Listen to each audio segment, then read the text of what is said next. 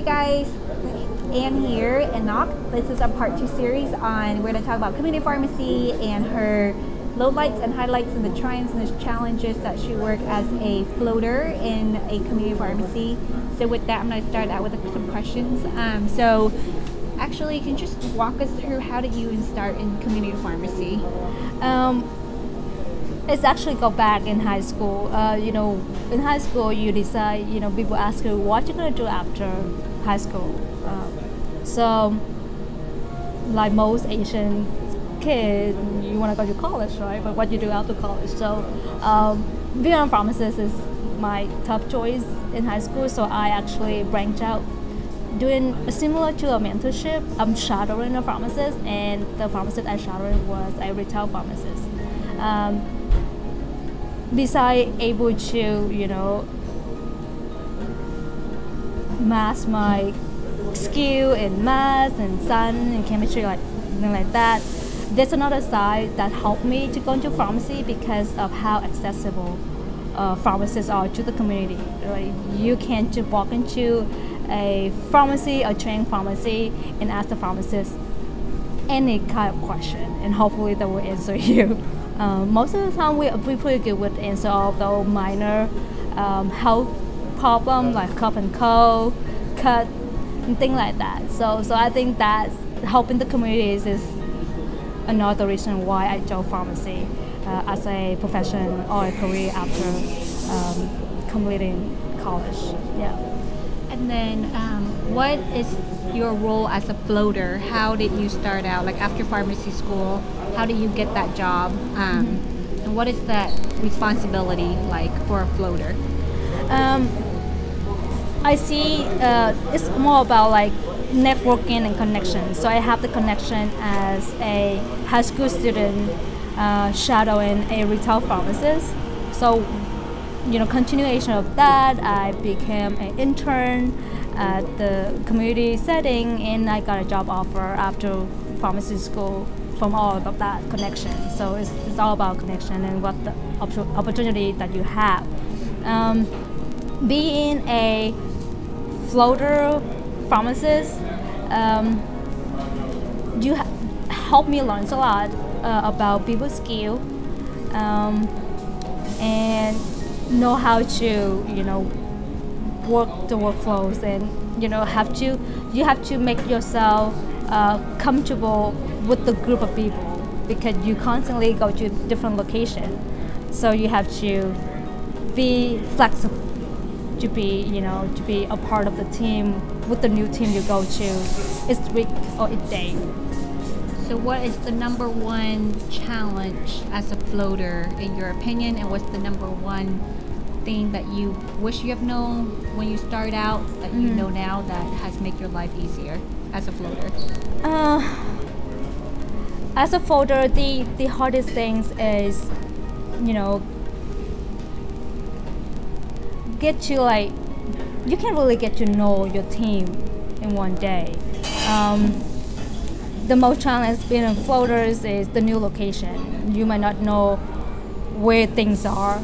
Most of the big chain pharmacy, the setting, the outlet, the organization are very similar, but some places they keep things different places in the pharmacy. So you might not know where things are, where they keep things, and things like that. But most of the time, if you ask the technician, if they're there long enough, they will know where things are and they show you. I think that's the hardest thing to me, know where things are, to look for things or follow things. So that's the hardest thing.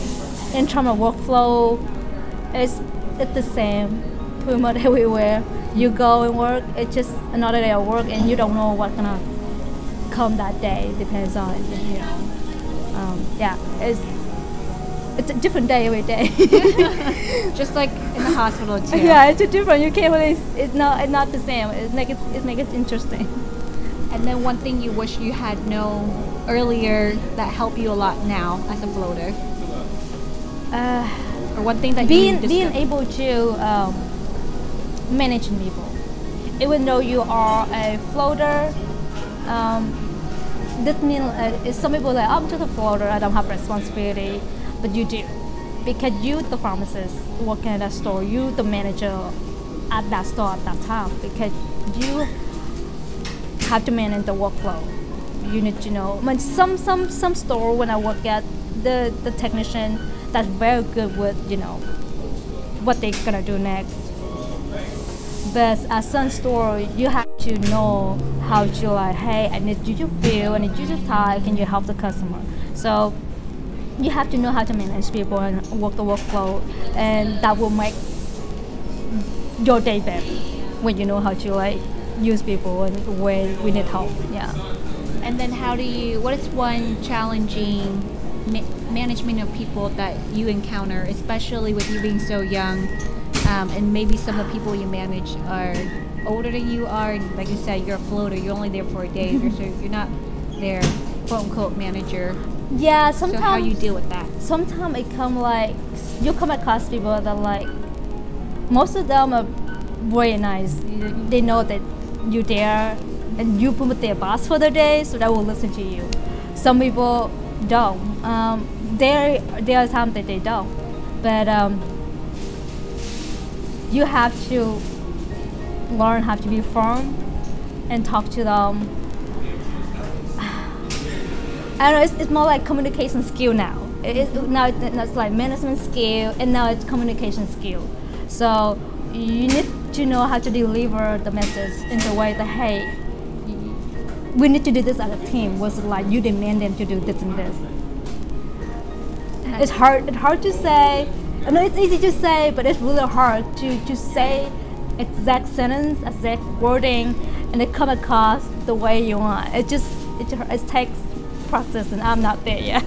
I'm still practicing that, how to communicate or talk to people to make sure that they understand this is the teamwork and they need to do that so we can have a good day. Yeah, and I think that's just regardless where you work or regardless what field, is communication and people management are break or make your day, right? So I know in community pharmacy there's like a store manager, and then there's a permanent staff for that store, and then you have the floater. So what are some criteria from being a floater up to like a staff position for that particular store? So as a staff pharmacist, you take upon certain responsibility. You kind of share certain tasks in that store for, instead of the manager do everything. When you become a staff, you take upon some of those tasks, like either you auditing control medication, you're auditing immunizations, or you update the technician license or your staff license, some like paperwork stuff. Instead of the manager do all of that, you kind of help take up some tasks. You do that, yeah. And then is that something you have to apply to, or? I think it's more like if you get offered to. Okay. I think you can apply to, like if there are position open, yeah, you can apply to, but sometimes they just offer it to you. So you have to basically perform really well as a floater. Yes, yeah. For them to see that, wow, I want her, I want Ngoc. So whenever there's a position comes up, they'll try to offer that to you. Yeah, I think that's everywhere too. You have to show that you're good and you have potential to do certain tasks for them to offer you a more responsibility task. And then how about the next level, as store manager? What is that like? Or what kind of criteria to get there? I think store manager is like everything, including floating and stuff, and you have to know a little bit about business side of pharmacy, or just a business. I mean, even though pharmacy, we're there to provide healthcare or provide medication for the patient, but it is also a business because you want to bring profit for the employer that you work with. So you have to look at wages, scheduling, and inventory. They're not necessary that you have to physically do all of that, but you have to delegate all that tasks and make sure that's done properly. And one thing that I know right now, there's a trend towards really integrating clinical services in retail settings. So what are some of those, are there requirements nowadays that you felt like that is delegate across all the pharmacists, or is the store manager still kind of the one who start at the very top and spread it? So what are some clinical services? So clinical services is not particular for one pharmacist. It's for all pharmacists. Doesn't matter you float in, you staff, a manager. That's your responsibility. That's the expectation when you work for, for a company. They want you to bring in some outcome. So as right now, we have immunization and health screening. Immunization is number one. So if you are a student and you thinking most likely you will end up working in a retail setting, get your immunization certification, because that is a requirement for most big chain company nowadays. They ask that because that's their biggest clinical health services out there is do vaccination. So you need to get that. And nowadays they start rolling on health testing. As a student, we did all of that. We did blood pressure, glucose, and things like that. But I don't think we ever did check cholesterol and A1C as a student. Depends if you go to like a big health event. But that glucose, cholesterol, A1C, blood pressure, those are the things that my company is currently advocate that is at health testing. We actually offer that to the customer. Anybody can come and get those tests. They just have to pay for it. Yeah. So just to wrap it up, in terms of what are 3 tips you would give to someone who's is considering community pharmacy? You have to be very good with customer service. For that is communication skill. You need to know how to talk to people, calm people down, and know how to explain to them why something doesn't work the way they want or work the way they expect. Because that, as a pharmacist, you have to deal with a lot of that, especially in the community setting. You have to deal with all the angry customers. You need to know how to talk to them. So communication, people skill, and for you to be a good pharmacist that people want you to come to their store to work or eventually work at their store, you have to be good at managing too. You have to know how to do the workflow, how to teach the technician. And what's one thing that school didn't teach you that you had to teach yourself? Financial. School didn't teach you about this is not just about helping people. It's about bringing the money for your employer, the person that pay your paycheck every 2 weeks. It's a business, so you make sure you perform as they expect you and bring profit for them. Yes. So there are a lot of things that you learn in school, but there are things that you are not learning in school. I would say the people skills, what Ngoc has been talking about, and then the financial side. Regardless where you are in terms of, it is a business in the end, being able to do it and do it well, but if you're able to take care of patient well, then the business comes and flourish. So I think that's really the key piece, and being able to overall help our patient and the community, like what Ngoc was saying, our community pharmacists are kind of the last defenders before the patient get the medications and take that med and get well again. So we are like the last line before stopping any medication errors or really preventing any adverse outcomes that happen to our patient. So we're here to help them, and we're here to help them well.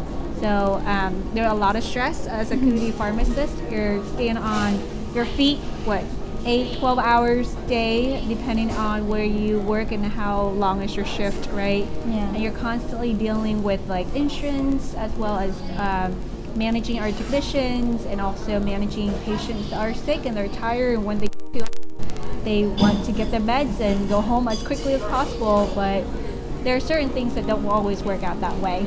So I hope this video helps you to kind of find your path with the community pharmacy and see what it's like and how it's like to be a community pharmacist, and some of the challenges as well as the triumphs. And if you have any comments, please post it below and feel free to share with everybody that you may find this helpful for them. Thank you. Take care. That was